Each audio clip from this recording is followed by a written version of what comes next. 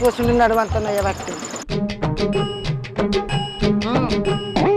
అయ్యో పతాకం ఉరికేస్తాన్న మా పొలగాడు అమ్మమ్మ ఏమనేది తెలియదని అయితే ఎదురు ఉరికేస్తాను.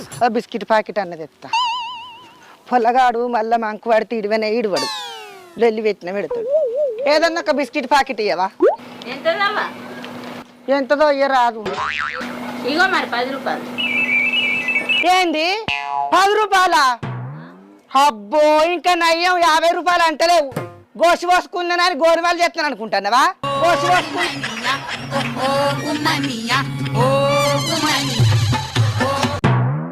ఏందవ్వా నా ఇంట్లో ఇట్లా తయారు చేసినా నేను? ఏంది నేను ఇంటి తయారు చేసిందని అనబడుతుంది? ఇంటి తయారు చేసి అమ్మంగా నేను గిట్ట అద్దన్నా? ఈ కాలం తక్కువ దుకాణం పెట్టుకుంటే అచ్చ గిరాక అట్టే వేయిందట. బాగానే కరెక్టాలు మాట్లాడబడుతుంది.